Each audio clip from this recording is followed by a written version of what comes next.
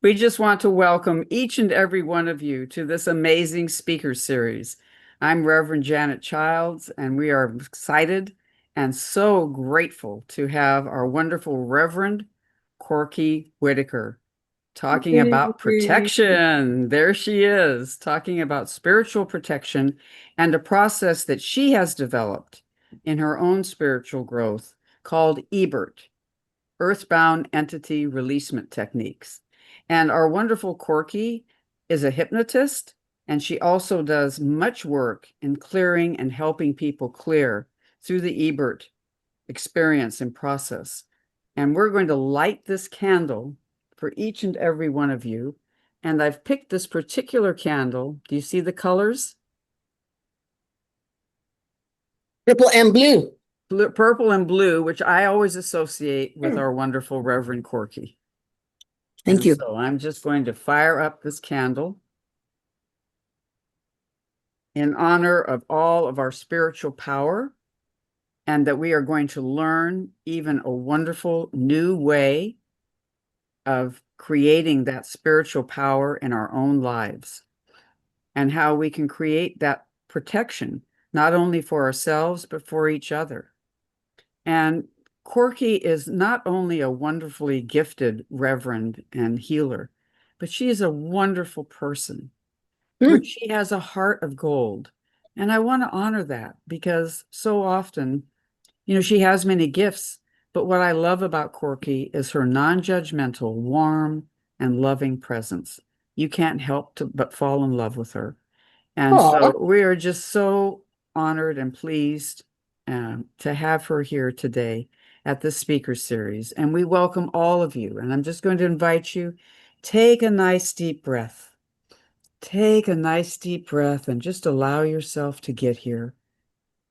Might have been a hectic day for you. Just allow yourself to get here and to be present and to know that you are in a circle of love, a circle of healing, and a circle of joy and comradeship.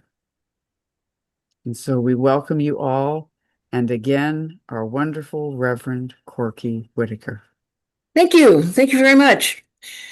Okay, so whenever I start talking about this stuff, I want you all to surround yourself with the white light, because the light, the aura is one of your best tools for keeping yourself protected. And because it's a vibration, and vibration is very important in metaphysics. So we're going to just start with the EBERT stuff. So if you will show them the picture.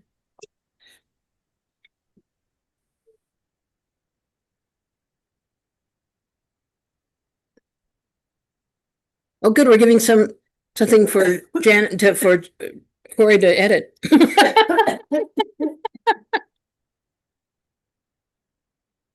Okay. Can we open it up more? There we go. Wonderful. Thank you so much. So this is the EBERT. When I usually do a lecture, this is the handout that I give to everybody. And so and I created this in 1990, and I did my first class in 1991. And it was been very well received, and a lot of people have been have graduated, and are off in the world doing entity releasement. And I'm proud to say, and just really happy. This is something that I have enjoyed doing, and have done it, like I said, for just many, many years. And so EBERT is Earthbound Entity Releasement Technique. And as it says, it's relieved hundreds of people with symptoms of low energy, depression, addiction, general distress, and so much more. I mean, I can just tell you stories for the next 2 hours, and probably would still have more to tell. And it's but let's get into how you can how do you know if you have an entity in you? Because this is when somebody who has passed away is still sticking on the earth plane. Okay, so let's see. What is an earthbound entity? It's a soul or spirit of a deceased person has chosen to remain on the earth plane rather than go into the light. Now, they don't always know that they have made that choice. Some of them, because they were addicted to drugs or alcohol or a person or a place, don't know they can leave.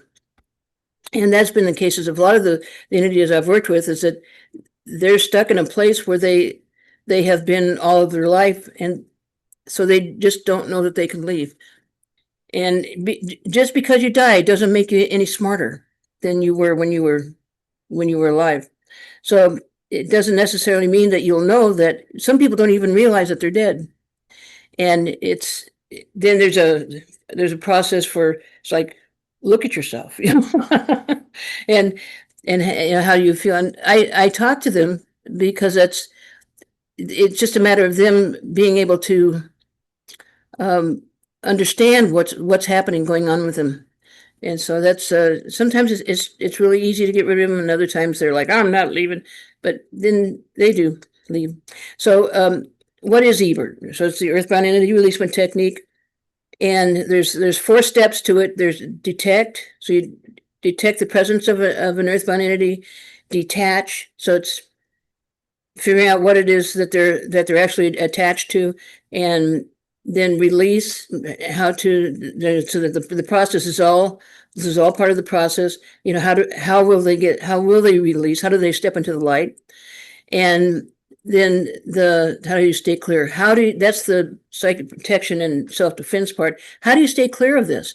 Some people are so open and so empathetic, anyway, that they can't, it's like it's just like a, what is it, a revolving door. And as soon as they get rid of one, they haven't even had the time to get themselves, to get their aura ramped up before another one comes in. So and then there's also people that want to keep them because they're lonely. You know, so then you have to talk to the person who's alive and say, you really need to let that earthbound go. And so but that's a story for another time. Anyway, so what do all souls, spirits go through the earthbound stage? No, it's common for the soul or for the spirit of a deceased person to linger for a while, to, you know, go around and talk to the family and stuff like that. So that's not uncommon for that to happen, and that might take as long as a year for them to kind of get ready to bounce over to the other side. But we've always, one thing that there's that light that the people go through the tunnel of light, and then, you know, it's bright and stuff. And so if that has been recorded or reported so many times that I really think it's true. I mean, that's what we expect. And so what this part of the slide is saying is that, so there's the tunnel of light, being surrounded by bright light. Angels are departed, loved ones greeting and escorting them to the light. Overwhelming sense of uncontrollable love, unconditional love. A panoramic view of your life, and then the train to move them along their spiritual path.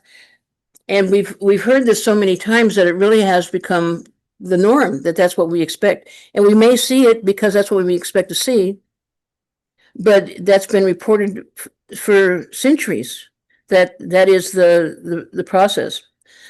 So I don't know if that's just a Christian thing, but it seems like all the basic cultures seem to report the same thing. So anyway, as far as I know, that's the normal, how you get off this planet and get into the light, pretty much around the world. So many describe watching in disbelief as ghosts stalk people and jump into, you know, that's when you can see the ghosts and see what they're doing, then it's like, oh my God, I got to get out of here before something happens to me. Okay, so we go to the next. Jen? Thank you. So why would anyone choose to stay earthbound? So there's many reasons, and souls of spirits would choose to stay earthbound, and here are a few. Fear of going to hell, or some sort of retribution, retaliation, or revenge, addictions to mundane and material things. Addictions, you can become addicted to anything, of course.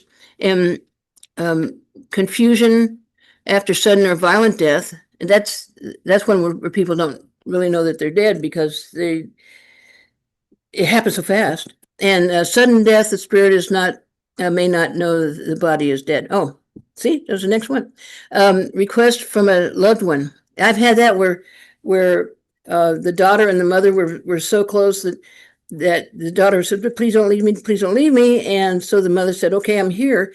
But then some years passed, and the girlfriend got a boyfriend. I mean, the daughter got a boyfriend, and then she didn't want her mom around so much. And so we had a hard time getting the mom to leave, because she was like, "Well, but she asked me to be here. She wants me to be here. She loves me." And so then, then I had to get the girl the daughter to for her to say, "Mom, I love you, but you need to go." And the mother was really put off, but she did leave eventually. So how does the attachment occur? The attachment can occur anytime your auric vibration drops. A weak aura exposes you to negativity of all varieties. This is a short list of things that weaken the aura. So, anger, hate, hateful thoughts. You know how we're always talking about try not to hate people, try not to bring that into because it lowers your vibration. I mean, that's one of the things that we preach, and that's one of the things that we truly believe in, that you can do great harm to yourself if you just hate things all the time. So try not to hate things so much, or at all, if you can do that. And then if you're frightened or startled, intoxicated by any substance, unconscious, blackout, knocked out, variety, all medication, virtually all medication, giving birth or being born. Now, how would you, when you're knocked out or when unconscious, or when you're, I think you're conscious when you give birth. Some people are, I suppose. I think you have to be to push, right? Anyway, so, but it's a terrifying, for some people, such a terrifying event, and all of their energy and all of their efforts are going into getting this baby born, that it's easy for your energy to be lowered at that time. So I've talked to a lot of entities that that was the case, where they got kind of like when they were born with an entity in them, let's say. Giving birth, conflict, assaults, attacks, fatigue, especially exhaustion. When I see in this valley, and probably all over the world, that there's so much, with all the wars and all that stuff going on, there's so much fear and exhaustion, and emotional and physical trauma, depression, extreme emotions, violent hostility, wars, battles, just go on. Anything that doesn't raise your vibration and keep you energized can be potentially harmful to you. So the EBERT merges with the subconscious mind of a living person. The entity may exert its personality, and that's usually how you realize that you have an earthbound entity attachment, is that you don't feel like yourself. You may, when you look at yourself in the mirror, I've heard a lot of people say, "Those aren't my eyes. Those aren't my eyes. That's not my face." And so that's when you can say, "Oh, good. Okay, let's just sit down here and take care of this." And so with the entity may exert their personality, their fears, their phobias, their addictions, illnesses, alignments, physical limitations, and/or whatever personal agenda it has on the unsuspecting target. That's you. You are the unsuspecting target. It does so by influencing the thought process, emotions, behavior, and physical body of the host, or it may lay dormant, simply zapping your energy. At the very least, if it does nothing else, it zaps your energy. So there's no way that it cannot affect you in a negative way. Either way, the EBERT is a parasite. It sucks the energy and the life right out of you, out of your mind, your body, your soul, and every core of all of the innocents and unsuspecting humans. And so it's how do you protect yourself from this? Oh my God, that is one of the most fun things to come into. But right now we're going to talk about how do I distinguish between an EBERT and a spirit guide. Okay, that's right, because it's a voice in your head, right? And how do you know which one is good and which one is bad? Well, the spirit guide comes from source, has its own endless fountain of energy.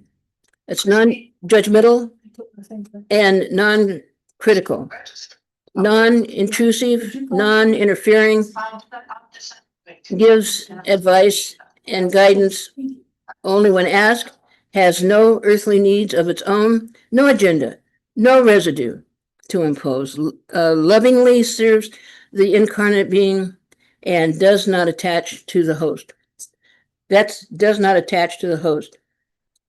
It's like Dottie's spirit guide, and not it isn't just Dottie's spirit guide, but most spirit guides have a tendency when you do something really stupid to just kind of go, "That's interesting way to do a life." they're kind of like, "Huh, I wouldn't have done that, but you do you." So, but the contrary to, so if that's for the guide, and if you're so, and there's one more, that light, floaty, sparkly, twinkly like crystal. Okay, so that went over to the next page. So then the other list is an earthbound entity. Is no, wait a minute, not so much. Wait, okay, thank you. Dark and heavy with negative emotions, sucks energy from the host and leaves residue. Egotistical and judgmental. Some entities never stop talking. And that is irritating to the host, let me tell you. Egotistical and self-serving, satisfying its desires at your expense, has its own agenda, inflicts its alignment on the host, and such low vibration that even spirit guides often overlook their process, their presence, and dark, heavy, sticky, gooey, yucky stuff. Okay, so that's an overview of the difference between a spirit, just kind of a top level discussion of the spirit guide and the earthbound entity. Okay, now, how would I know if I had one? Well, do you have a low energy level? Do you have character shifts or mood swings? Inner voices speaking to you? Sudden onset of drug or alcohol abuse? Emotional and or physical reaction to learning about EBERT? I've had people actually throw my manual in their fireplace when they're trying to read through it, and it's like, they throw it away, and they say, "Well, I threw your manual away. Can I have another one?" And unusual and inappropriate speech. Oh, or people that are driving. I had this one gal that was driving from Monterey to my office, and she said the whole way, he kept saying, turn around, there's nothing for you. She's not going to be able to help you. Just turn around.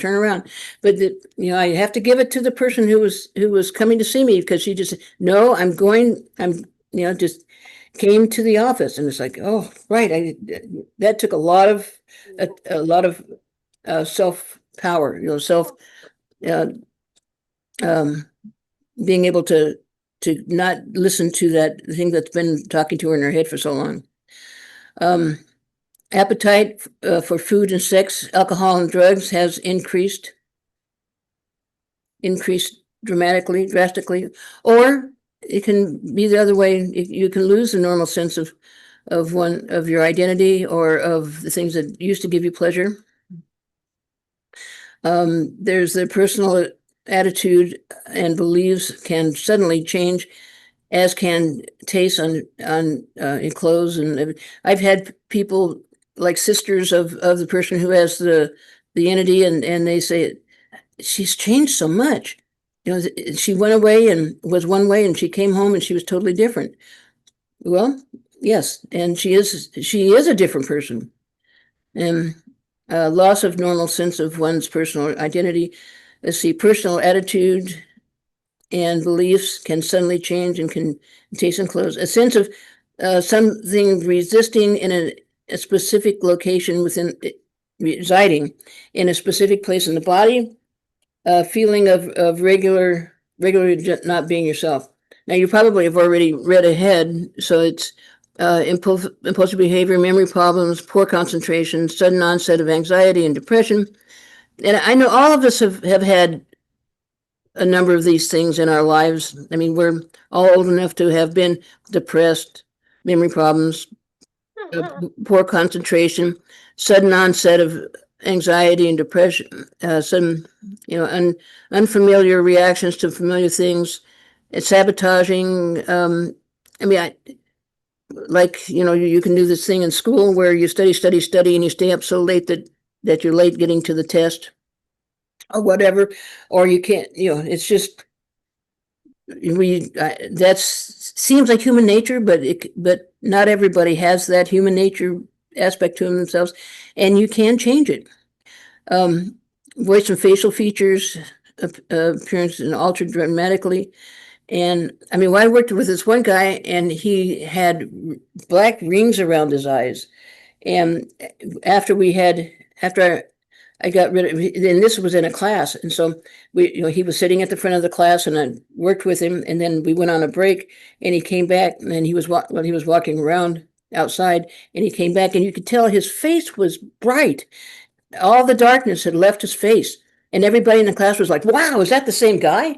And of course it was, but it was everybody could tell that he looked so different, and he felt different, which was the best part, right? Okay, please next. And so there's a part here that says, "Yikes, get it off!" Yay, that's right. Okay, Jan, scroll up to the. I know I'm going to scroll up, but I thought it was very interesting having an accent, foreign or unknown language. I thought that was very powerful. I wanted to add that. Oh, thank you, Yeah, Yeah. yeah, and the people who have that, they go. I had this one woman, she started speaking Spanish, and when, after we were through, I said, you were speaking Spanish? She goes, "That's impossible. I don't know how to speak Spanish."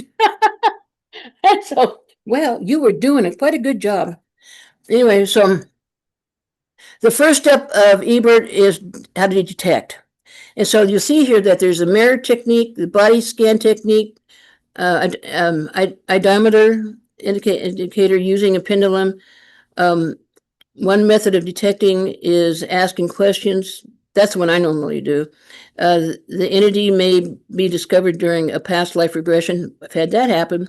And it's like, yeah, and I'm still here. Okay. And another excellent way to detect an entity is through body work and investigate any state of chronic pain and unusual kinesthetic sensations. Okay, so those are, I think I need to send that chapter to you also. Yeah, because I did the prayers, but this one needs to be sent to you too. So I'll send that to Corey and have her send that along to you all so you'll have the mirror technique and the body scan technique and all of those available to you. Okay, and so the second step of EBERT is to detect, and that's therapy sessions for the entity. That would be the hypnosis and that work. Resolve the issue keeping them here.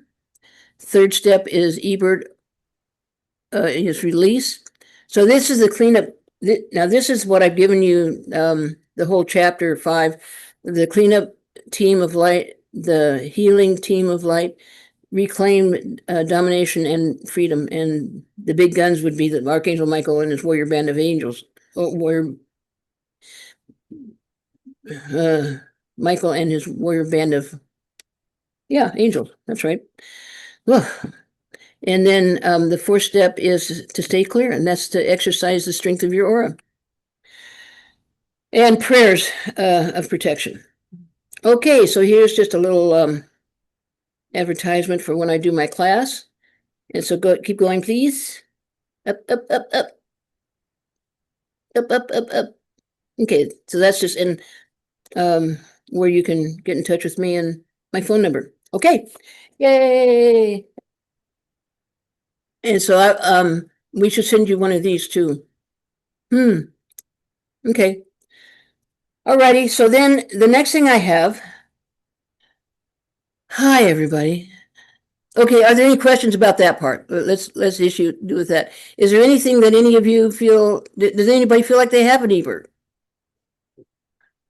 My husband. Well, that you don't feel like yourself. That you're not as motivated as you think you should be, or you're not. Or you're driving different, or you're thinking different about people, or okay, Christine. Oh, I just was kind of making a joke, half serious, half not serious. My husband. Would he be up for something like that? He might be, yeah. Okay. Well, It was the other Christine. So let him use the when you get all the paperwork, let him zip through it and think, if he wants to call me, give him a call. Okay. That's on. You have homework now. How about you, Miss Millie? Well, Corky, my stepdaughter, my daughter, I really believe, EBERT, I know that she has dissociative personalities. I'm wondering what I could do for her. Okay. Well, if you'd like, I could send you the whole manual, and it has instructions. I have a couple of your manuals. Remember, I took your class a couple times. Right. Okay. Well, and the manual doesn't change looks that like much. You've streamed it. I mean, if you want me to talk to her, I'll be happy to. I don't have an office anymore. She's not even communicating with me. That's I've worked with a lot of people that used to come into my office, and they'd say, "You are my last hope." They've been to everybody they can think of. They've done everything they could. They're broke. They have no friends. They have no job. They have nothing to live Porky, for. I think she's homeless, and I think she's. Who wants to bet that most homeless people have earthbound entities attached? I'd take that bet. I'm sorry, Christine. Go ahead. No, I didn't catch your last part of what. Oh, just that I think that most people that are on the street, the reason that they won't go into housing or do anything that is positive for them is because they are so attached to their way of life. And a lot of that is what's leading their life is some earthbound entity that's just there so that they can drink and, so they, yeah. I mean, because that's one of the reasons that they, I mean, if you go into a bar, a real joint, you can see the earthbound entities just jumping in, because because since they're dead, they can't taste or feel the effect of booze like they could when they were alive. So they have to really chug. I mean, they really have to use a lot to get any kind of feeling from it. And it's more than an alive person can drink. So they have to hop from person to person, because when one person passes out, then they're not going to drink anymore. So the only way they're going to get their as much as they need is to go someplace else. So and I mean, having been an alcoholic, I mean, that's right. You're never not an alcoholic, but anyway, the point is that even when you know you don't want to drink anymore, you still do it. And why would a rational person do that? There's something there telling them to do it. I mean, Right. I was the one that drank, and I'm not trying to blame it on something else, but when I got sober and I clean and sober and took some counseling and stuff like that, I don't have that in my head anymore. That every time I pass by a store, I just want to go to the store and get a bottle of booze. I don't have that anymore. Well, with my daughter, there was a lot of trauma to her. And I totally believe, I was told that she formed a personality of like a young male about 13 years old. Now, I don't know. Okay, we're talking psychology versus EBERT. Well, it's not that far apart. It's just because the methods are kind of match. It's whatever's best for the client or the Yeah. person, and it's a lot of talk therapy. It's Yeah, which it's very hard to get her to talk at all. oh yeah, some people just it's just it's hard for them to a lot of people don't believe it to begin with. They don't believe it until it's over and the entity is out, and then they're like, wow, I feel so different. Yes, you don't even know that you. Well, she actually has no idea about any of this. And well, Yeah. it really hurts me, especially because, well, I relate in the thing that I totally believe that my mother definitely had entities, and it was all about her father being in this traumatic accident, uh, and he didn't believe he was dead. And I just find it interesting that I've got a daughter. Anyway. Well, have she heard that story a lot? What? Has she heard that story? I don't.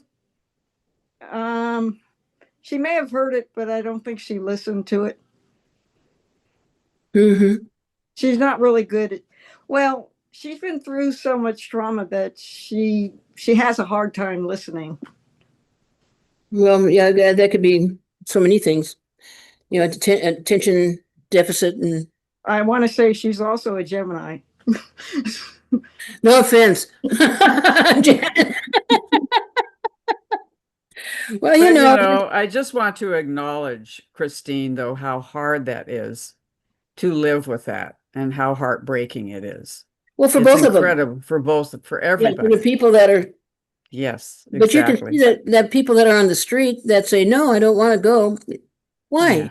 Why wouldn't you want to get out of the rain and the discomfort? Why wouldn't you? You say, well, it's because of their freedom. Your freedom's in your head. It's not in your body. Right? The irrational man, them. Anyway, so it's, I'm sorry. I know if you need, if you want to help, if you want me to try and help her, but it sounds like it's going to be just a futility, futile. And,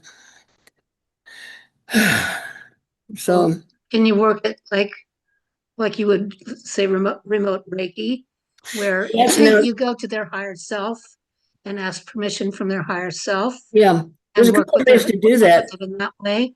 And, actually, remotely, there are times when I can tune into her. But I don't think at this point right now I can't Well, if help she's used to listening to a voice in her head, then that could be my voice, right? I mean, I've had great success. Like Gail and I have worked as she would take on the role of the client, and then we would both work on it, and that's we've been successful with that. And then I've worked with specifically a guy that was in uh, a mental institution in Hawaii, and he within a month he was out of they released him. So I thought, well, good for me. Well, good for him. I mean, he got out of there. Well, personally, I'm just really hoping that someday she's going to get help. But when you don't even know that there's Yeah. something wrong, I mean, has she tried to get help? she's trying to get help for this friend of hers that's in bad dementia. But she's always trying to take care of others where she really needs. Yeah. Well, it's a sad situation, but it's I mean, it's doable. I mean, I've done a lot of work remotely with people, and it hasn't been as effective all the time. I mean, I don't have 100% success with that. Like I have a very high rate of success when people are when I work with people in the room. But some people do. It does work with some people, and And perhaps it's worth a try. yeah, I think it'd be worth a try. Christine, I mean, there's nothing ventured, nothing gained. And I've seen Well, the amazing work that to you've be done, honest, Corky. right now, all I can handle is taking care of Ronnie. Yeah. Got it. Yeah. Yeah. Absolutely. Yeah, You have to take care of yourself first. Yeah, That's I so mean, true, Christine. Yeah. Well, if the caretakers I'm working on that. I'm not real good about taking care of myself. Sounds like a nurse to me. No, respiratory therapist. Sorry. Never a nurse. Okay. Although, yeah, I did a lot of nursing. You're doing it now. I mean, you're doing it with Ronnie. So does anybody else have a question? Annie? Yeah, I have a question. Is it possible, I'm asking because of the way things worked with Rob, that you can make like you're kind of aware that you have an entity, but you make an agreement with them? Yep.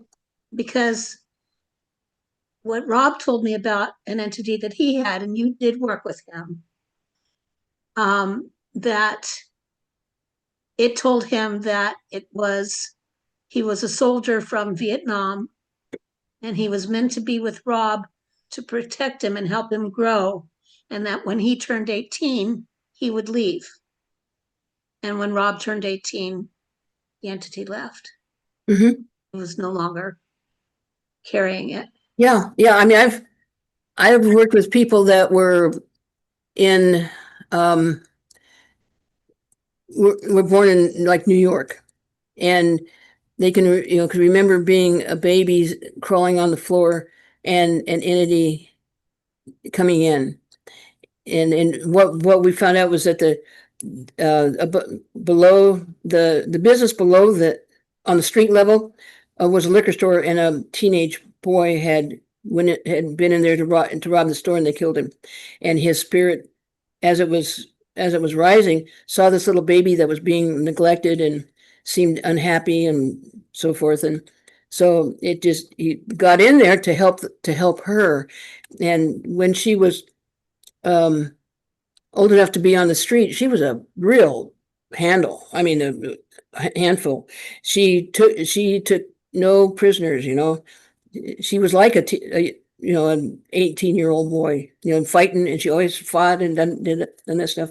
And when I worked with her, it was time for him to go. I mean, she was a full-grown woman and had a child that was of her own that was had a child. So I mean, so she he did see that it's time to go, time for him to go. And then, you know, his girlfriend that he was really in love with at the time had passed away, and so she was there waiting for him.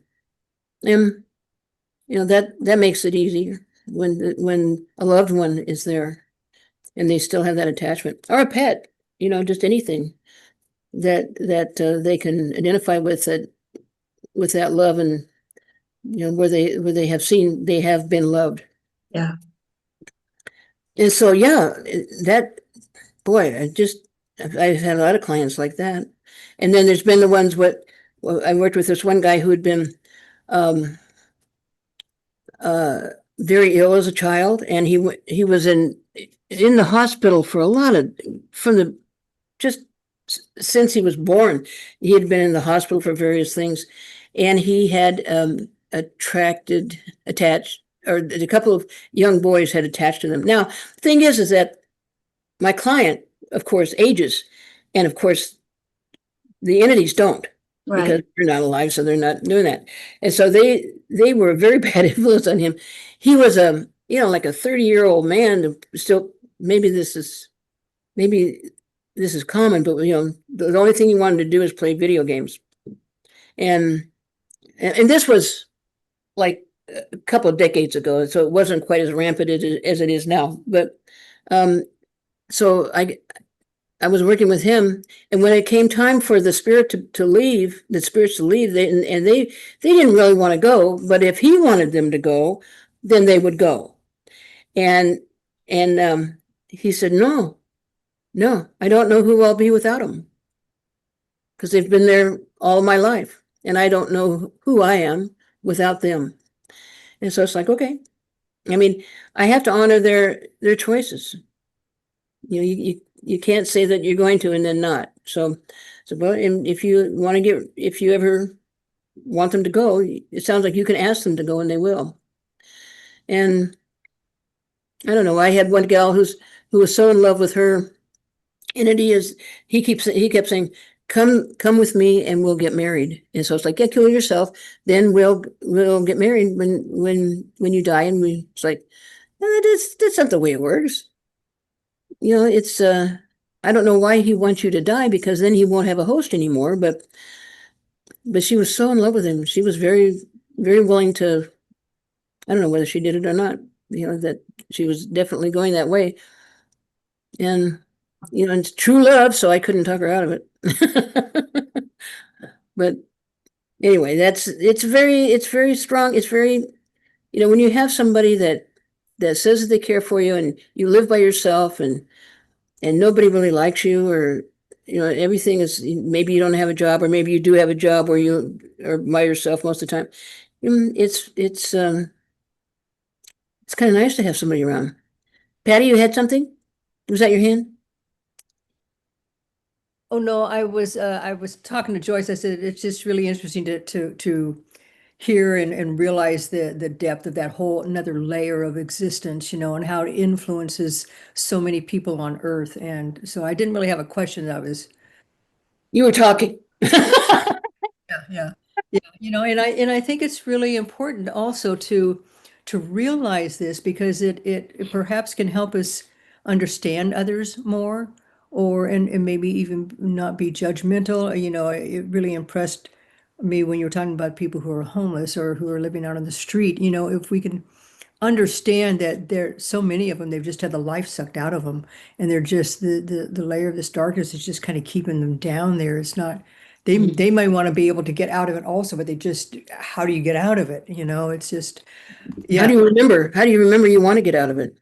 yeah, exactly. You know, so I think that it helps us be more empathetic, in you know, have more empathy and an understanding. So yeah, and I was just It's talking. hard though. I mean, we had a guy when we were, you know, like on Saturdays, I'd be cleaning up the center and, you know, mopping and doing all this stuff. And this homeless guy would come by, and he'd start talking. And it was like, yeah, I mean, he would just talk and talk. It's like, you know, I'm sorry, but I have to I have to finish mopping the floor. It isn't that you're more important than doing this, but I need to do this more than I need to talk to you. That's a hard one because you don't want to be disrespectful, but then they don't respect you, Right. and they don't have any concept of what you're doing and to what it means to your business and your life and your all that kind of stuff. And they don't want to, or they don't seem to remember how maybe it was. It was just, I hate to be rude to people, and that's The mansion, right? well, there was one there, and then there was one over on Cole. And I'd have the back door open, and I'd be doing stuff, and he's like, he didn't want to help. It's like, well, I probably wouldn't have let him help. He may not remember how to do things that are helpful. Yeah. Hi, Kathleen. Nice to see you. Hello. Okay, anybody else have a question? And does that answer your question? Yeah, Patty, do you feel? Oh, yeah, I really didn't have a question really. It was just more of a That's how you were talking. talking, yeah. Yeah. So I Okay. would just like to acknowledge, how complex this is, and yet how simple it is, Corky, as you're talking. I mean, there are a lot of layers to what you're talking about, and a lot of honoring that we need to do of another person's autonomy, right? Yeah. Well, I was a hypnotherapist, but I was really what started me down this road was Edith Fiore. Do you guys remember? Anybody remember Edith Fiore? She was a psychologist, and she went to where's the place over in Monterey where they used to have those conferences and stuff. Anyway, A Solomar? yeah, Silomar, right? Silomar, Big Yeah. Sur, yeah. And she took a class in hypnosis because she was a psychologist. I mean, she didn't use hypnosis. She took a class in hypnosis, and boy, everything became so clear for her as far as past lives and all that kind of stuff, which she didn't really believe in. She wrote 3 books, and at the end of each book, she said, "I don't believe in this. I don't know how it happens. I don't know what causes it, but I'm just reporting what my clients have reported to me. And so these are real life stories. And so you make up your own mind." But then the first book was what you are still alive, or about past lives, and then the second one was about earthbound entities, and the third one was about ETs. And it's like, and I just It also sounds like Helen Schuckman, because she didn't. She scribed it. She took it all down, but she said, "I don't necessarily believe it." Yeah, it's a mystery to me. Yeah, and so anyway, so then I mean when I went over to Coverty High School over in Palo Alto. yeah, in Palo Alto, and she was, I mean, it was full. It was the auditorium was full, and she was her book was hardback, The Unquiet Dead. And I bought like 5 or 6 books because it was like, oh, I know people that I want. They don't even know that they want to learn how to do this. And so it was, and that's how it started for me. Anyway, and let's see, anybody else have any questions? Now we can go on to the psychic protection and self-defense. So we're kind of leaving the earthbound entity releasement stuff. If you have any more questions before we go onto the self-protection. Okay, all right. So put up the next document, please.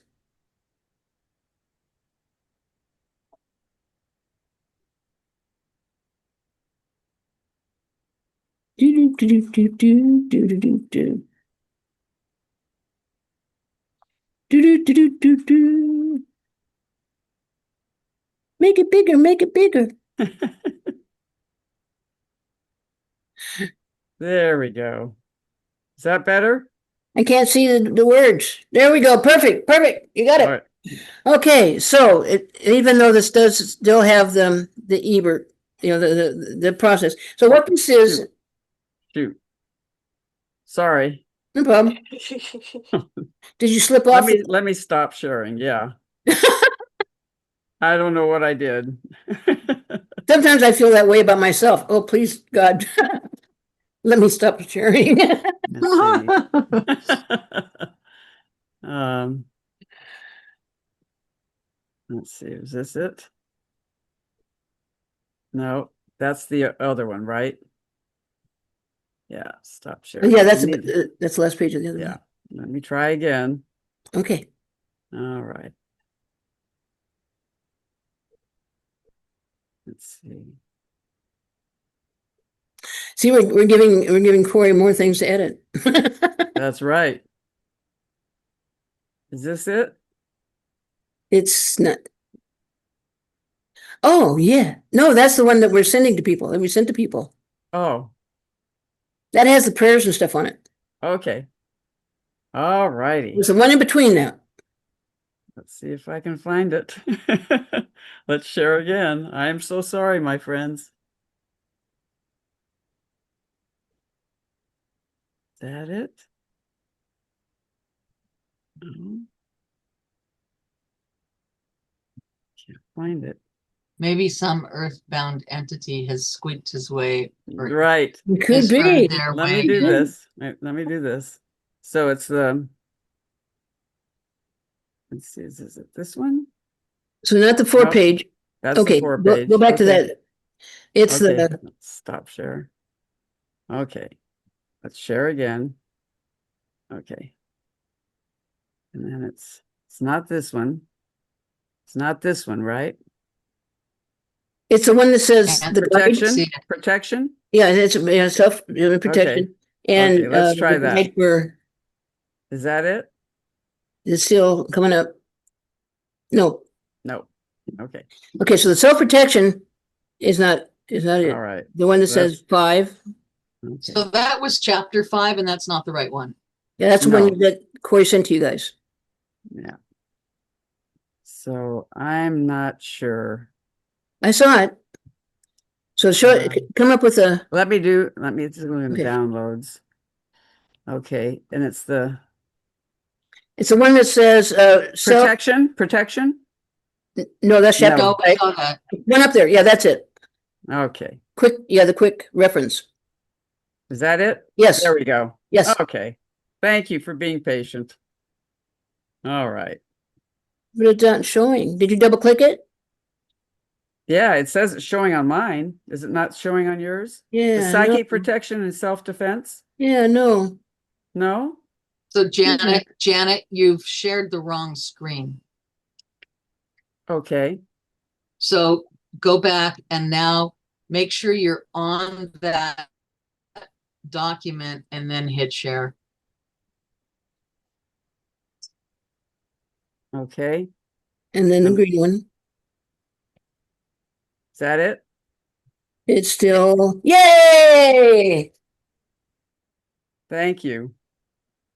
Okay, so Okay. so there's just you see that there's a little bit of EBERT stuff here. So it's just to give you, this is just for a quick reference guide. If you see something and you can't remember what it was, you can just go. The thing where it says the mirror technique, body scan, the iodometer response, and the pendulum, I'm going to send you, or I have Corey send you the chapter that has that in it. And okay, so then daily, this is things that I have found that work very well to keep yourself protected. Because it's when you do this kind of work, you've got to make sure that you are protected. And because they say, oh, okay, you don't want me there? Here, I'll come here then. And so go down to where it says daily energy hygiene. Up a little bit. There we go. Hygiene checklist. So in the morning, ground yourself. Now, go back.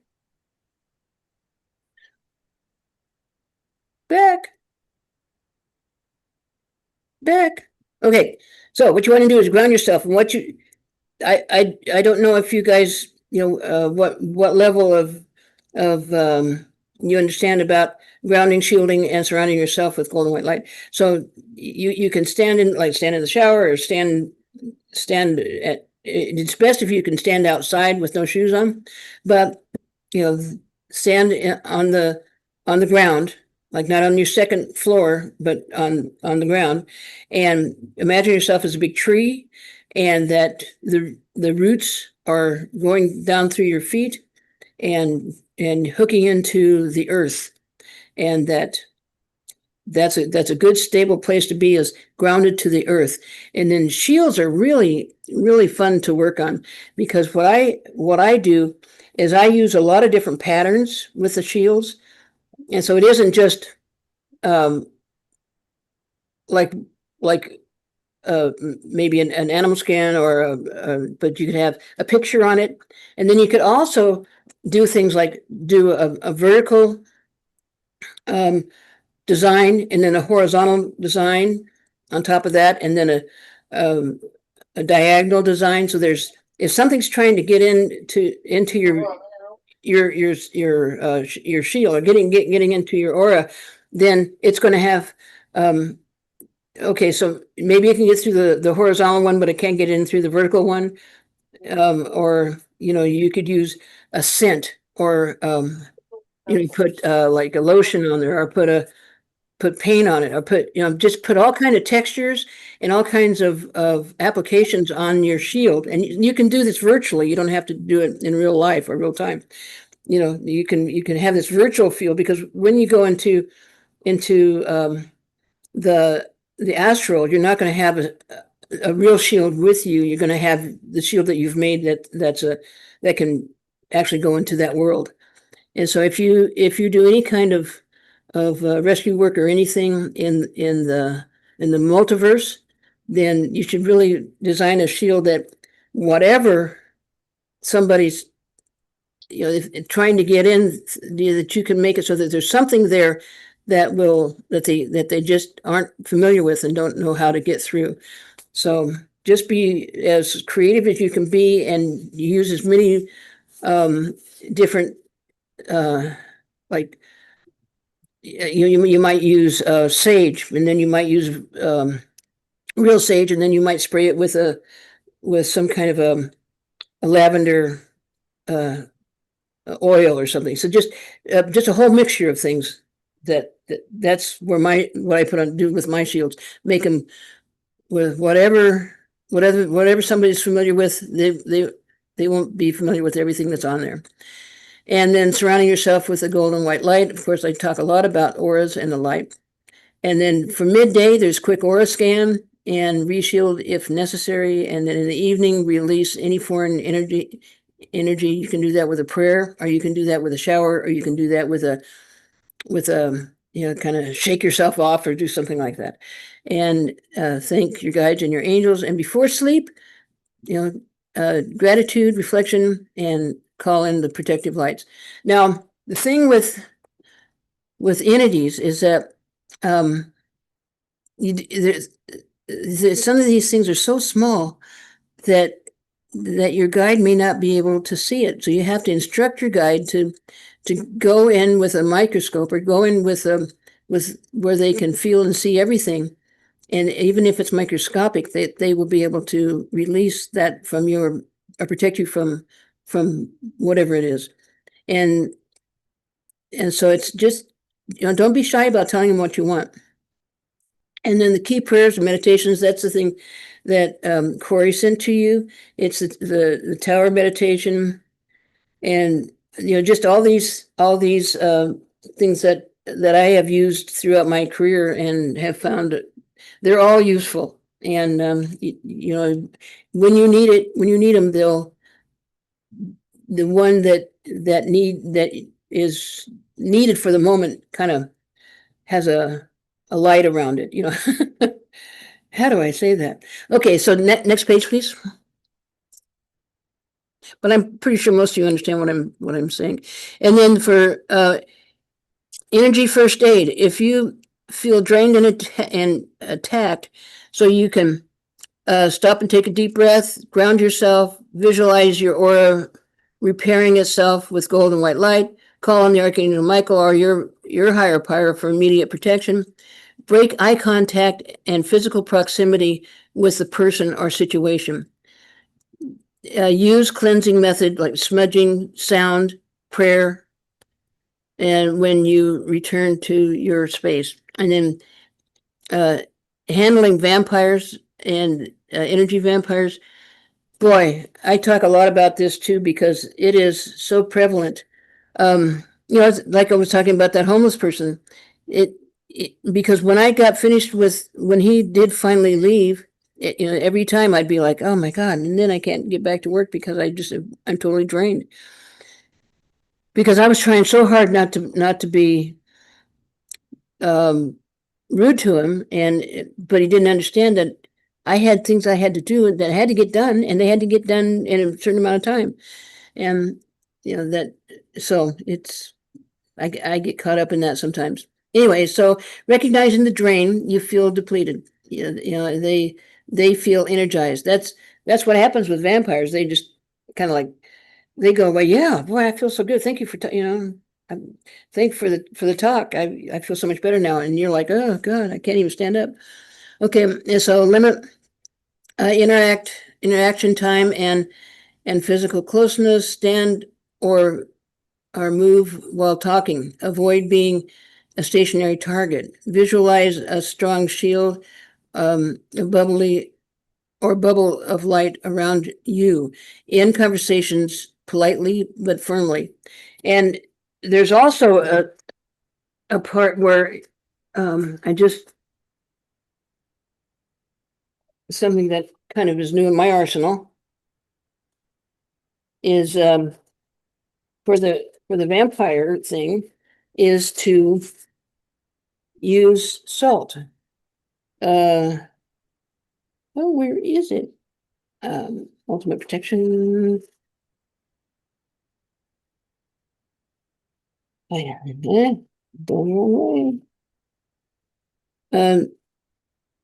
has to do with, darn it, where did I put it? Well, anyway, so it has to do with lavender salt or pink salt. Mm-hmm. That works for 5. Okay. So the living in a heart-centered and high energetic vibration. Yeah, having your vibration up high is really, really paramount in keeping things out of your field because you can't get past there.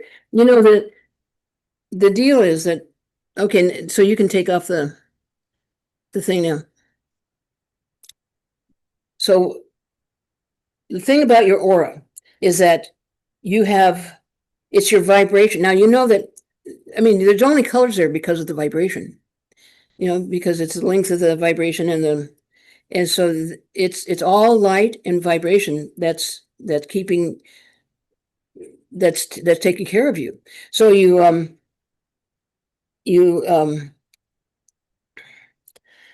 if with the entities, they have a very low vibration because they're dead and they're not going to the light. They have nothing to pump them up. They don't have any love or what the things that encourage us to keep going every day.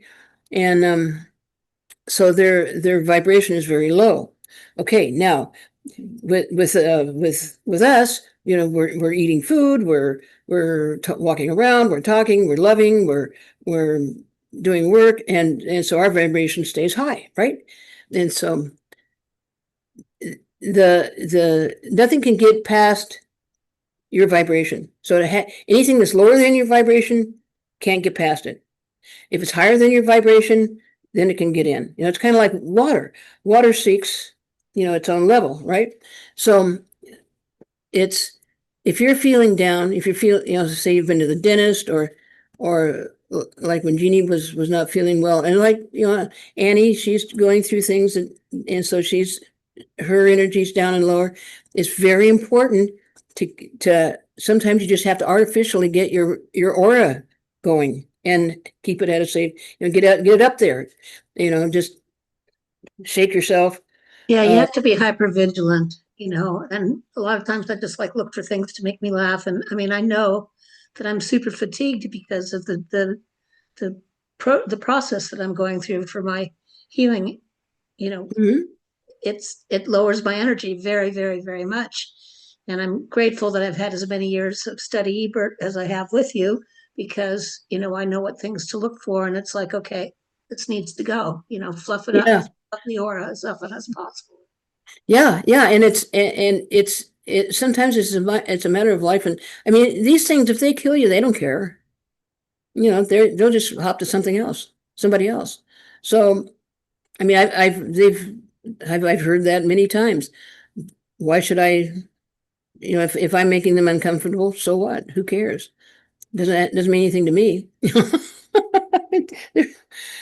Yeah, they can drink to death. I don't care. Yeah. So, it's really in your best interest to learn how to keep your aura up and how to get because like the red energy is like your life energy. And so especially keep that one going. And then the blue, the royal blue is for, your heart, and at the end of the process of when the entity is gone, I do a meditation, or do a thing, it says, just imagine that the golden light, God's golden light, is coming down through your crown chakra, and it goes into your body, and it just shoots out your fingertips, shoots out shoots out every cell of your body. You're like it's like you're a pin cushion, and you're being filled up, and it's shooting out. So anything that's negative, that no longer belongs there, that doesn't serve you anymore, it leaves, it's gone. And you just keep this going. And even 24/7, you have this light that's coming in through your crown chakra, and it's cleansing your body. And then you see the red, that's the life-giving, and what is it? Anyway, I haven't done this for a while. Anyway, and so you kind of go through the chakras, I think is what you're talking about. Just go through the colors. Start with the red, and then the orange, and then orange. the yellow. Orange is for energy, and gives you your life energy, and then orange, red. No, that was yellow. Yellow is the next one. Yeah. Roy G. Biv. Yeah, that's right. Remember that. Right. What is it you're supposed to say? Anyway, so red is grounding. It's your root chakra, right? It's your blood. That's your sacral. So, right. Sacral. So all this, yeah. And it's all going through it. It's rolling through your body, and it's cleansing out anything that no longer serves you.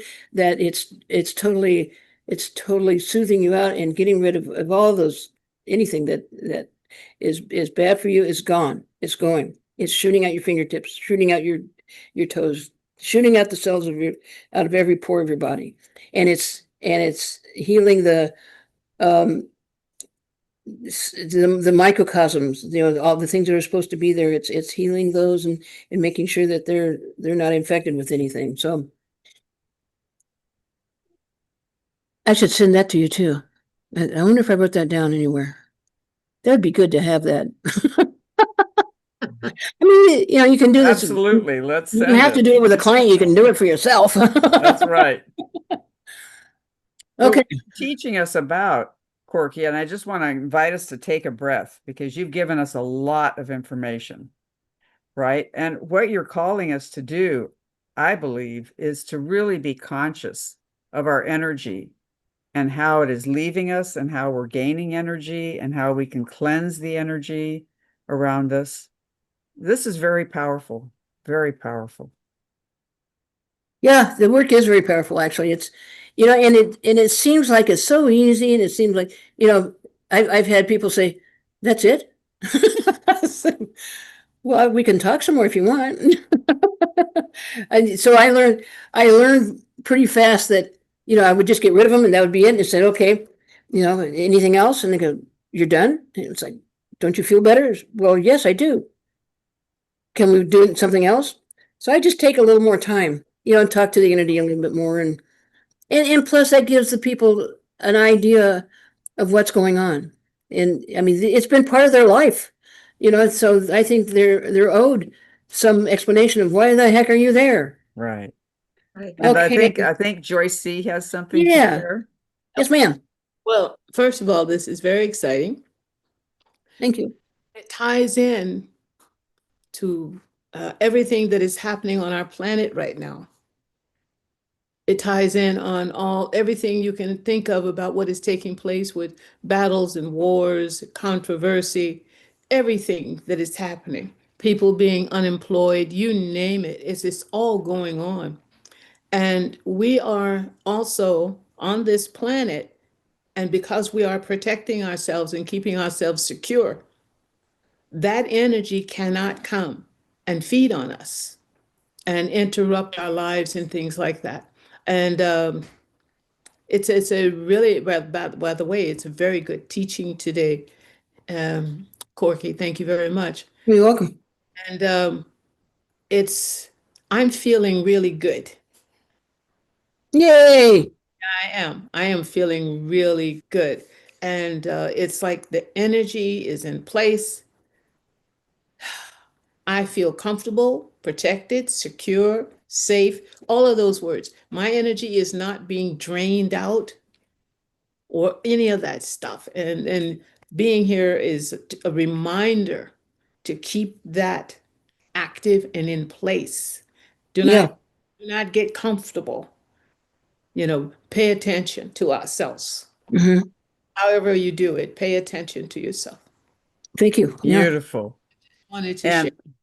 thank you so much, Joyce C. And I believe Kathleen has something.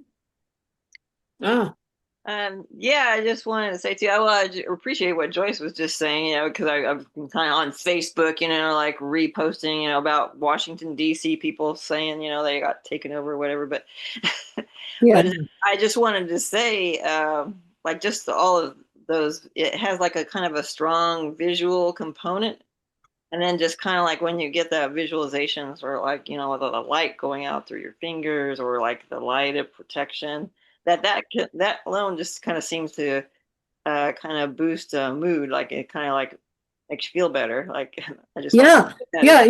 One of the things thank you. One of the things that at the very end, I do that meditation and then that's like, you're like you're a pincushion out in I can see this person kind of floating around in the multiverse, and they're just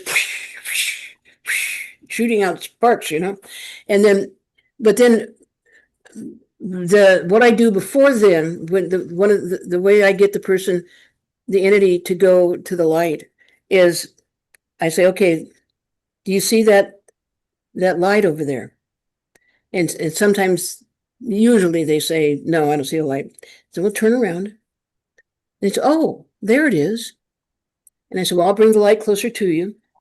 And it's like, step into the light and you'll go to the other side. And they, sometimes they go, no, I'm scared, or no, I'm not going to because I really don't want to go. And I said, okay, just put your arm in. Just put your arm in and see how that feels. And 99% of the time they'll do that. They'll put their arm in and then they'll go, oh, that feels so good. So just step in a little further and then step in a little further. And then I see it as kind of an elevator or no staircase to heaven. No, an elevator that they get in there and it goes kind of like, and it shuts the door and it's all full of light and they go off down the tunnel, so it's a very visual thing for me. And it's, I remember this one time there was this person and this person had like 25 or 30 entities in them, and what happens is that there's like the boss one, and then it's like, just pushing out all the pawns, and then you get, okay, there's one more. I can tell there's one more. And then it's like, oh, okay. Then they come out and I say, aren't you ready to go? You see everybody else going, you're in there all by yourself. And it's like, oh, okay. And they just, the person kind of like came out of hypnosis, like, wow, what was that? It was like, well, that was the last one.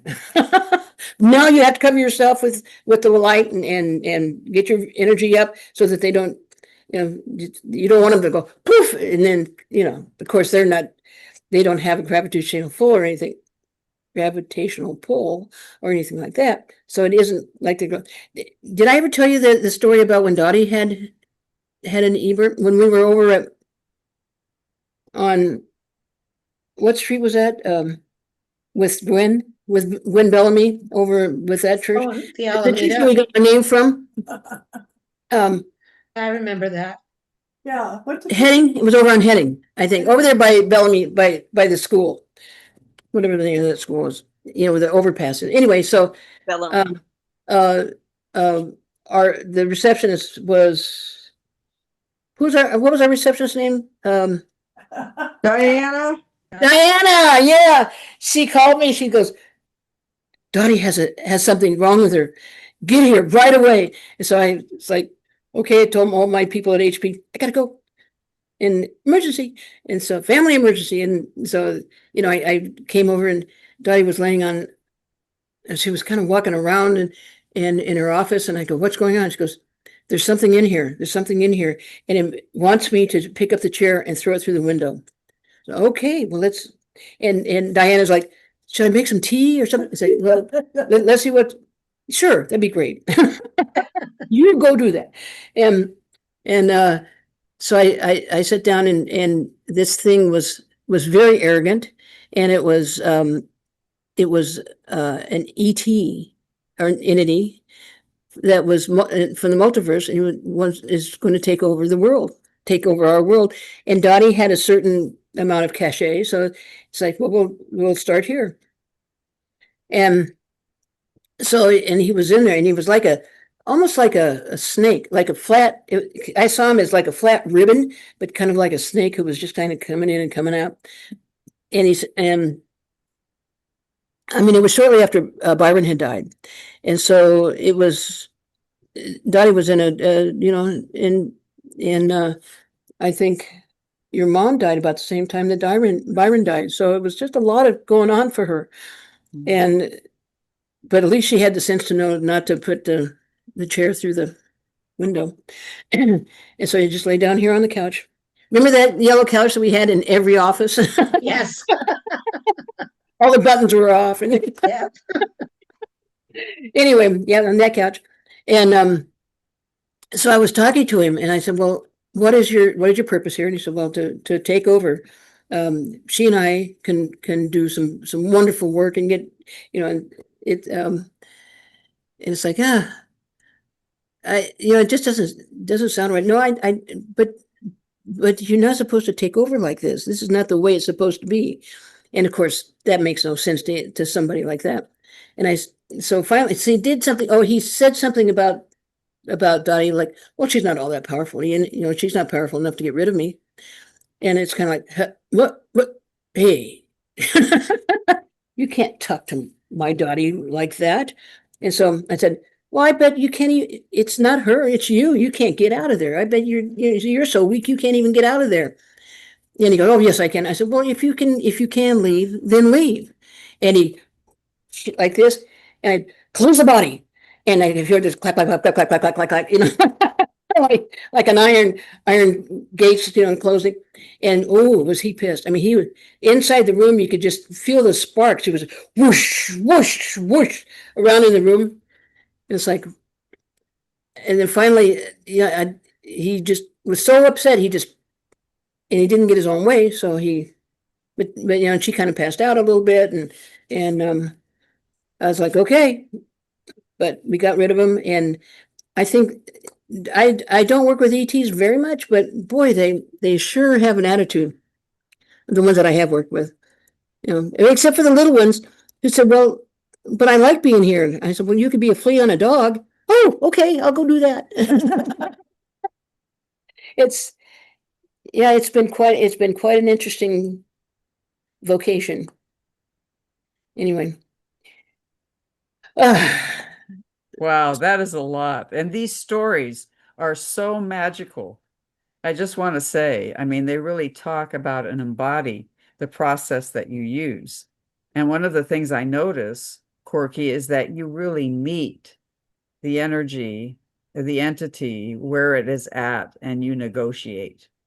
Yeah. Well, there was this one where this woman said that, that there's that she had a feeling that there's somebody was there, and the entity had, when I started talking to her, she said that she was a native, a native person, and she was married, and she had a family, and at one point her husband was going to be crowned, was going to become the king, and so they were walking around, just kind of seeing, overlooking, and they were on a bluff, and they were overlooking a big valley, and I don't know what they were saying, but anyway, but he pushed her off.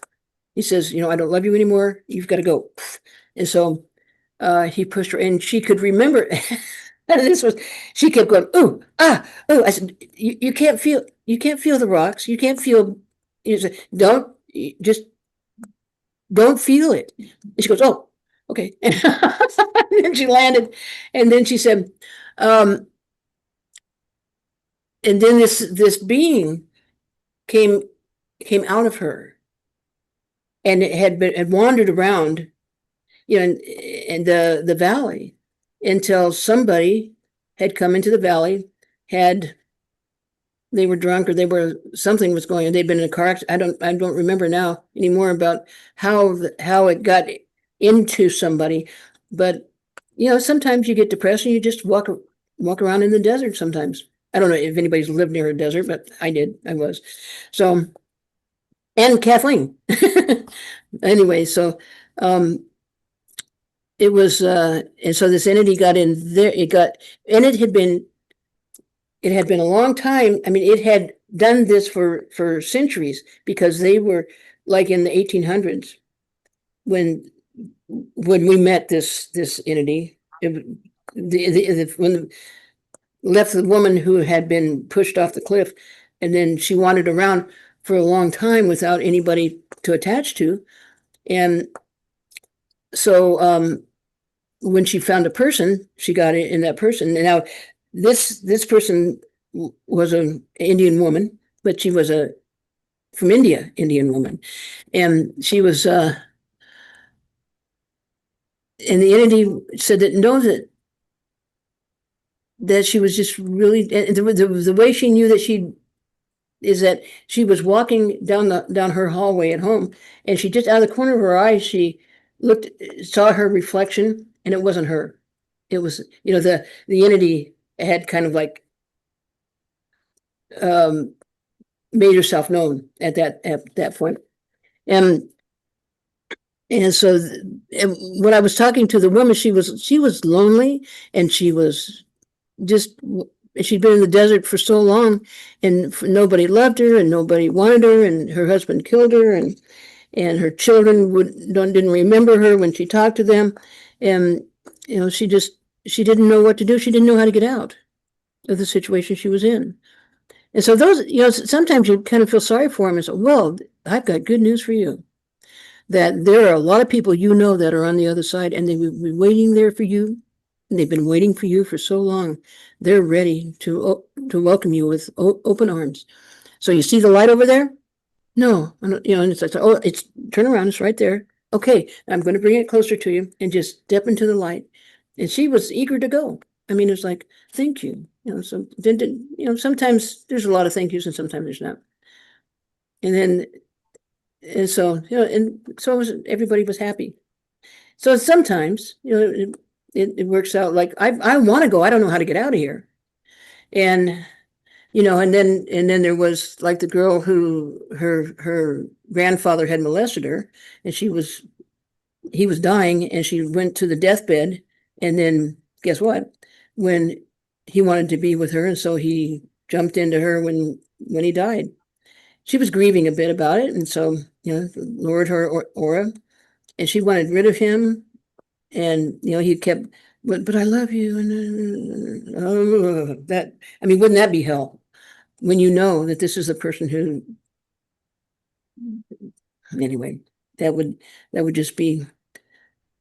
I'm glad that we were able to get rid of him. Just a lot of different. I mean, I've worked with ETs that were being chased. How much of this, you think, is this my imagination? I have a pretty vivid imagination, and You didn't imagine the guy in my office. Dottie testifies that there was actually some ribbon of guy that was, but it's it's great work, but but then there's sometimes you go, did that really happen? I mean, this guy came out of another universe, and we did some geology, some geometry stuff. He stood in the middle, he went away. It's just it's interesting. Tell them about the woman at the mansion who passed out. Yeah, I was doing a class once, and so then I asked for a volunteer, and so she was, and it turns out that she was in a harem, and so she was actually dancing in a harem, and then the entity attached to her, and then so I got rid of the entity, and she just passed out and slid off the Chair. the folding chair. It's like, oh my God, wait. Yeah, that was at the mansion. Yeah, that was fun. Fun days there. Or the one that wanted to keep the entity because it did the house cleaning.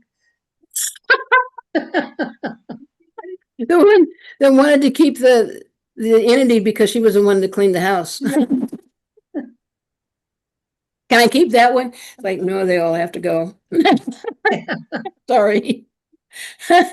Yeah. Are people that, were like, had been in the hospital for, and I think this is the same person, and she started smoking when she left the hospital, and she had been in there for some kind of a lung thing. It's like, you're not supposed to be doing that. And she goes, I know, I can't not do it. Well, I'll get rid of that one for sure. Yeah, but can I keep the one that cleans the house? Yeah.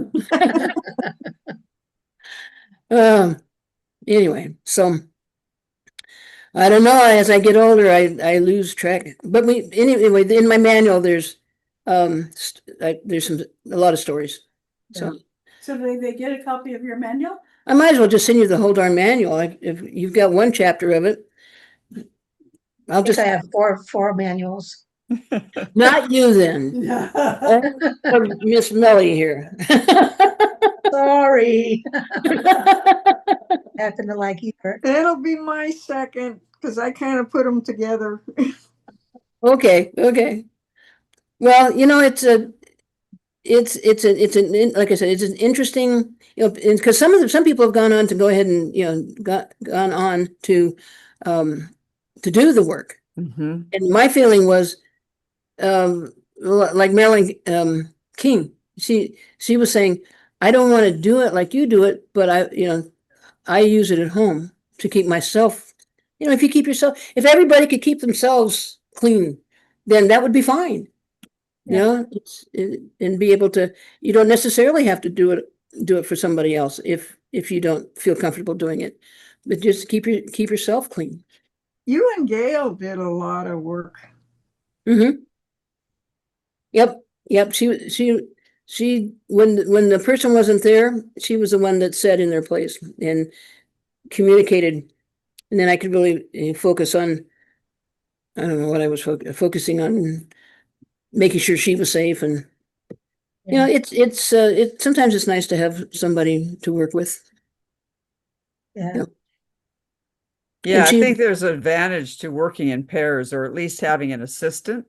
Mm-hmm. So that you're not having to keep track of like 5 different things at one time.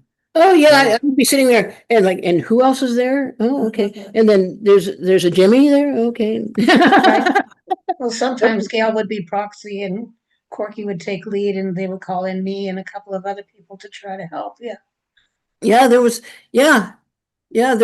guy that he was, it was kind of interesting because he was working for like DuPont, not DuPont, but something like that, where they were doing chemicals. And he was very spiritual, and he said that he was like the second coming. And he had, that there was a part of, remember when we had that whole group that came in, and then the guy, the ETs came in to the room? Yeah. And they, yeah, that was for that guy, that because somehow people would go up to where Jesus had been, and then Jesus let people know how wonderful it was, and so they would do things to be able, people on the street would do drugs or whatever, so that they could get up to that same get up to that place. And they were just, you know how people are on vacation, they trash everything. And so the people who live there were like, no, you guys are kicked out, you're not included, we will kill you if you come again. And so the guy that we were working with said, but I have to go through that area to get up to a higher vibration. So we negotiated with the ETs and said, there's got to be some way that somebody that is, you know, will vest him or whatever, you know, whatever it takes to, that we will swear that he won't mess up your place anymore. He never has, and he won't. And they said, yeah, but there's a back alley, there's a back stairs. Kind of reminded me of, remember Truman when he found out, when he walked out of his area and it was just down a bunch of steps. That's what I imagined this being like.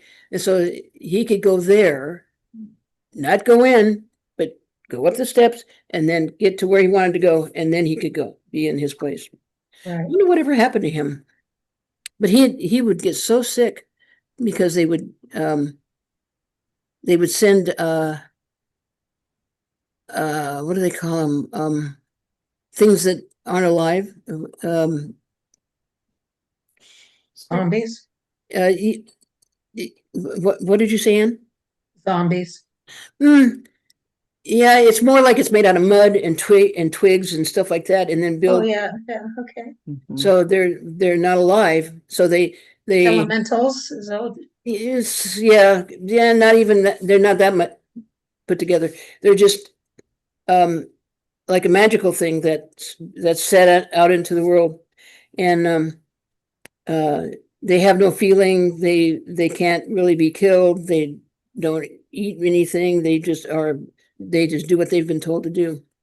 And they were after him, and they occasionally would catch him, and he'd have a hell of a time and end up in the hospital every time. And so it was quite a story. But we did help him get up so he could get to a higher vibration. I mean, that's what we all want, is to be able to vibrate at a higher vibration, so that you know, that enlightens you, that lightens you up, and it enlightens you. Yeah. It's the light and the vibration.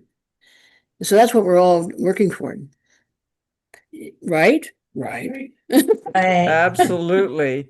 And, you know, every step of every moment that we can be conscious and aware, like you're teaching us to do, Corky, you know, both aware of our own energy field and aware of others, Yeah. you know, and aware if there's a difference.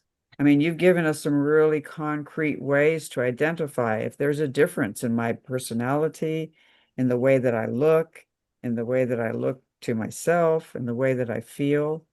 Right? These are very important things that you're, you know, pointing out to us. They're really guideposts.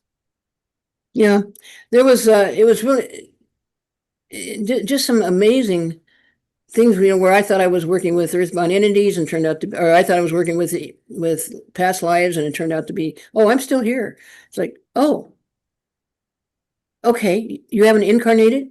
No, I'm an entity. Gotta go. Yeah, or there's this girl sees herself sitting on the oh, this is a good one. So in kind of like in a prairie that's by probably in a not a prairie but in a meadow, and she was being raised by her grandparents, and she was like in her early teens, and I think I'm mixing these up, but it had to do with a dog, a wolf, and oh yeah, because she was a wolf. Oh, I'm getting them mixed up. Anyway, and she had to go in and get her pups in this fire. But that's a different story. I'm sorry. So anyway, so she's sitting here on watching the barn and the whole place burn down, and she's just waiting for somebody to come. And I think she was probably a little like mentally disabled, and because she was waiting for somebody to come and take care of her, and this person was like a CEO of a company, and she goes, that doesn't seem like me, but I feel that way, but I don't act that way. Maybe I overreact because I feel that way. That nobody loves me, that there's never going to be anybody here to take care of me, that kind of stuff. And so we had a lot of work there to do, and she overcame that. She was very proud of herself. I was proud of her, so that's, yeah, the work is real. It really is. And yeah, I wish I could remember more of the story. Well, I guess you'll have to look at the manual. Okay, so I'll do that. Because I think Kathleen, is your email the same as it's been forever, or have you changed it? Yeah, it's the same as long as it's the Gmail. Yeah, okay. And so everybody else, I have everybody else's. So, and I'm not sure when in the ministerial class, I don't think you got the whole manual at the time that we did the class on a Saturday. So, Yeah. okay, if there's no more questions, do we get to go home early? Well, again, I just want to acknowledge, Corky, all of the intensive work you've done. And I want to acknowledge it's kind of twofold, or maybe even fourfold, because it's about protecting ourselves, but also assisting earthbound entities in releasing, right? It's doing protection so that, only good and high energy come. Yeah. And so it's multidimensional. It's like a crystal that has many facets to it. Yeah. And I just want to acknowledge that. Thank you. And that we can call upon, our greater power, our ancestors, our guides, that work, for our highest good. Yeah. I think that's important, I do have a couple more things to talk about as far as the self-protection kind of thing, if you want to hear that. Absolutely. Okay. Because we're taping this, and so this is Yeah. going to be a treasure for people to. Okay. 5, 6. Okay, here we go. I'll talk really fast. How can I get all the papers turned upside down? Okay, there we go. Alrighty, so this is about 6 psychic protection methods. So I thought maybe you guys would be interested in some of the methods. Okay, so we know about psychic protection is about one person. That's you. So you want to make sure that you stay protected. And so here's some of the things that you can do. Is of course your aura. Now the aura is, you got to get the vibration up, and the way you can do that is by moving around, by get enough rest, and eat right, and do some exercise, and be nice, be nice to people, and to be kind and gentle with people, and don't hate, don't be mean, all that kind of stuff. And so meditation and grounding is you can sit or stand with your feet planted firmly on the earth, face your palms upward in a position to receive. And now imagine at the bottom of your feet, you're growing roots like a tree. Envision them growing deep into the ground and become one with the ground. And breathe gently and deeply several times. Unify yourself with the idea of safety and protection, and take as long as you'd like until you feel grounded. One of the ways that people talk about being protected is to reflect back. If somebody's throwing energy at you, uncomfortable energy at you, that to reflect back. But I have a different take on that. I think that I don't think my aim's that good. I mean, I might reflect back to the person standing next to the person who's the culprit. And so then it's like, hey, now she's after me. So then I have two enemies instead of one. And so whenever that happens, you reflect it. You want to, if somebody's doing something, you put up a shield and you reflect it down to the earth. The earth can take it. And, so don't retaliate. Don't, just, you stay calm, stay focused, stay safe within yourself, and be the bigger person as far as, it doesn't, you don't have to retaliate. They're doing what they're doing, doesn't have anything to do with you. You have to be responsible for yourself. If you retaliate, then you're part of the problem. Okay, you may, some people say, hey, but you had to protect yourself. Okay, you protect yourself, you put up a shield, raise your vibration, get the bubble around you and all this kind of stuff. So you're protected. But when you start shooting things back at other people, then you're part of the problem. So just, take the unwanted energy, just put it down into the ground and say, okay, I'm not going to participate. I'm not going to yell. I'm not going to scream. I'm not going to be mean to you. And I'm going to just walk away. And you guys go ahead and play however you want to, but I'm out of here. And, I can remember when I was first doing the EBERT stuff, and I said, if you have to be clear that not to attack somebody else. And sometimes it's hard because people can be stupid and really, really affect your life because of just things that, mindless things that people do.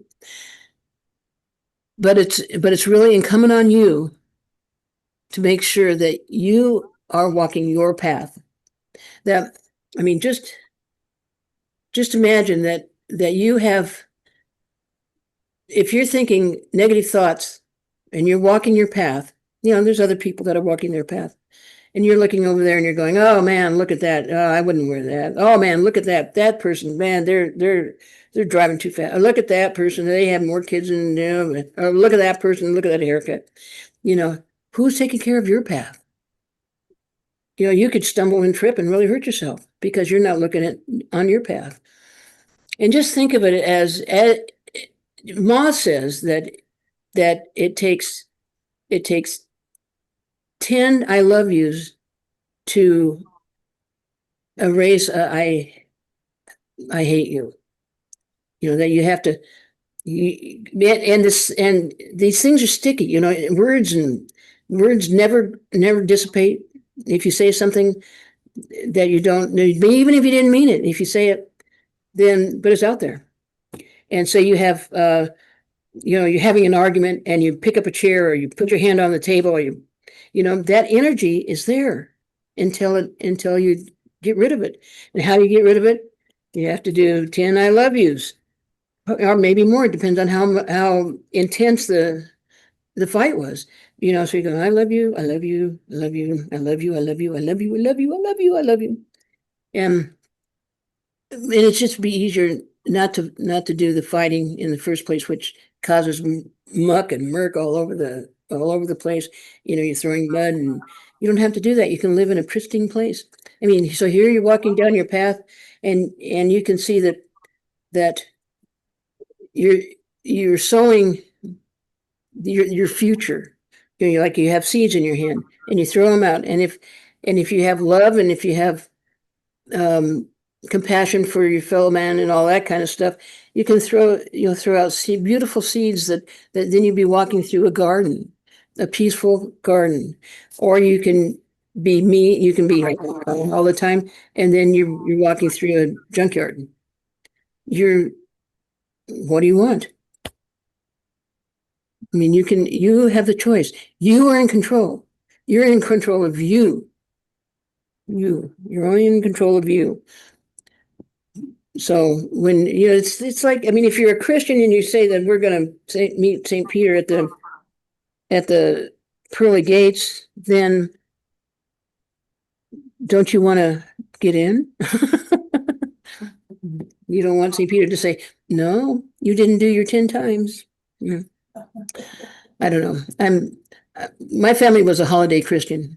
You know, if it happened, things would just have to happen on Christmas and on Easter, and that's the only time I went to church. We didn't even go to church on St. Patrick's Day. I don't know. Anyway, it was Easter and Christmas, and I think that was it. Anyway, so I'm sure. I mean, it just feels better to be happy, and being happy keeps your energy up, keeps your vibration up. So do it for yourself. Forgive people for you, not for them. You know, they probably never think of you. And even if they do, so what? The thing is that how does it make you feel? You have anybody living rent-free in your mind, making you unhappy, that you have to think about every day, how mean they were to you when you were in 12th grade? Let go of that. That does nothing for you except lower your energy, lower your auric field. It's just don't do it.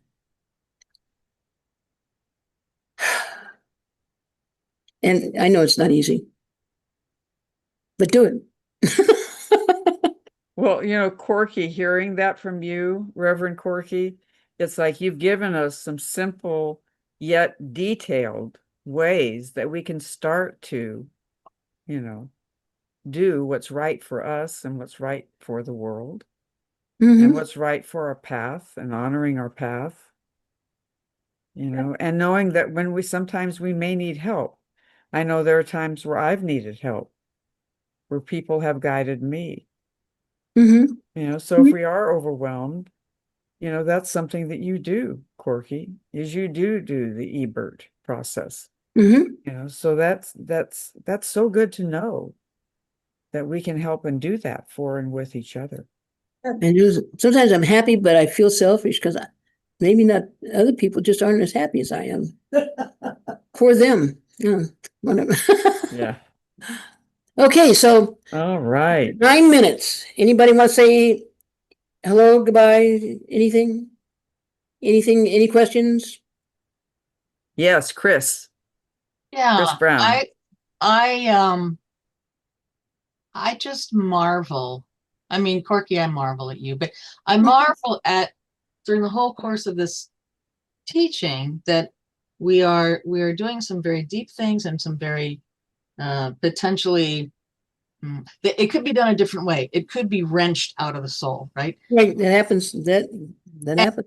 And this entire time it's been talk to them, find out what they want, and then your wonderful gestures sending them to the light, and I could just see it all right there. And I just want to say that there are other venues where people decided they needed to be angry and they needed to be you know, violent, or they needed to be whatever to remove Yes. assume is the same. And I'm just really enjoying the gentle way, because presumably the objective is still achieved, and that's just wonderful. Well, thank you. Take that in. Yeah, thank you. Absolutely. And Joyce C., you had your hand up. Yes, I just want Corky to know, well, first of all, right on. Yeah, yeah, it is. And that I learned a lot today that reinforced what I had started learning when I was 13. Mm-hmm. And I didn't have a teacher. Well, myself, I did have a teacher. It's called Daddy. Mm-hmm. What I started learning was how I conducted myself in the face of cruelty, all kinds of things, made a difference in my life. That I did not go into the dark side. Mm-hmm. I forgave. Mm-hmm. Forgave. No, I'm not sure. easy to do. Not easy to do. No, but I did, because I forgave my mom, who came to me after she had passed on, and she asked me to forgive her. And I said, "Yes, Mama, I forgive you." And her light disappeared, and she got to walk into the light.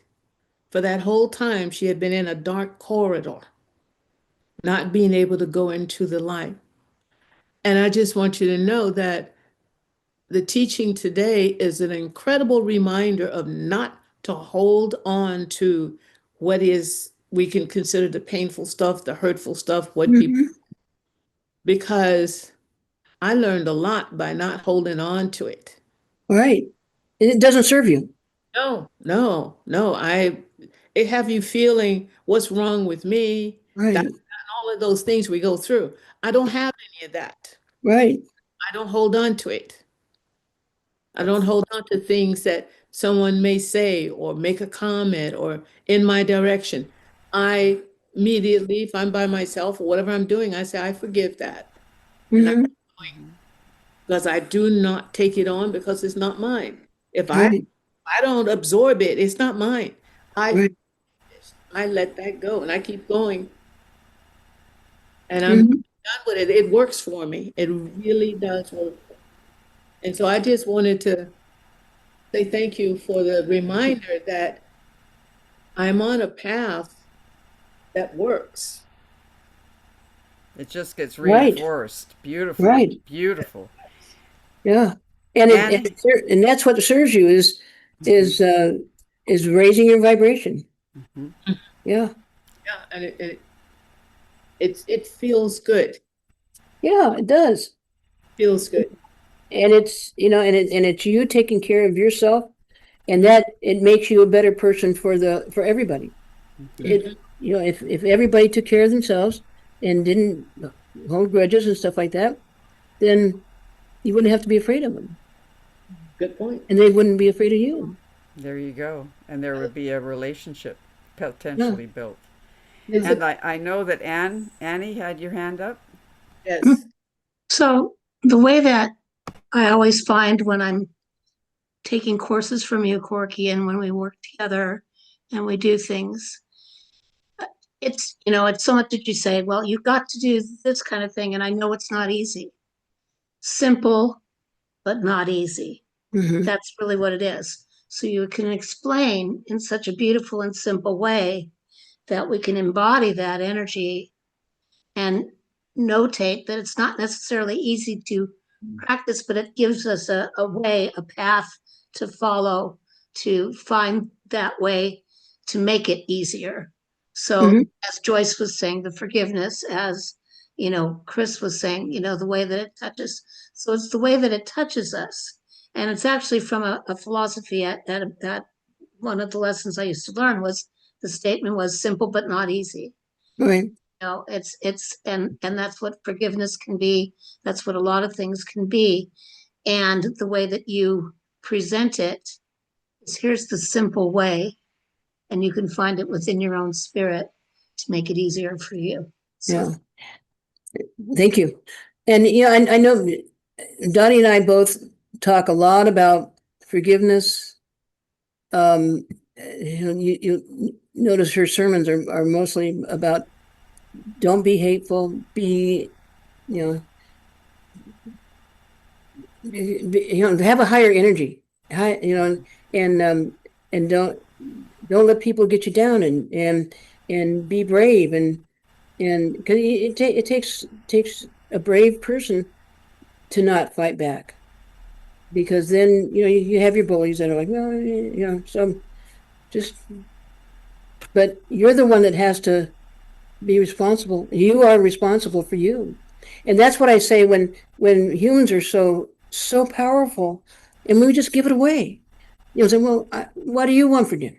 I mean, this is a minor, you understand. But it's like, it's rather, I want to do, it could be like you want to go on vacation someplace and the other person, it's not even that.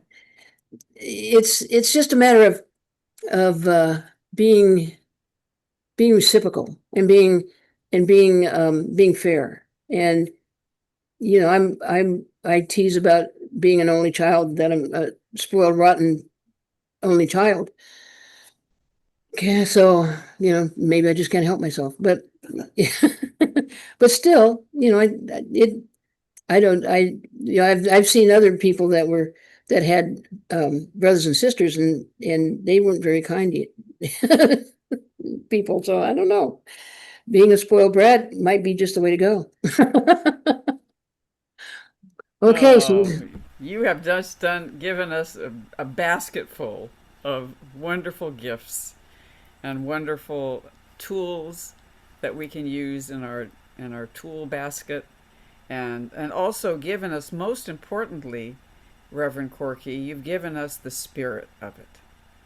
well, thank you. We have the right spirit as we do these things for and with each other and for other people. That's such a gift. And I want to thank you. Thank you. Thank you. And it's a pleasure to talk to you guys, and just try to help you on your way. Oh, thank you. Yay. Take it Hearts in. and claps. Take it in. Take it in. Thank you, everyone.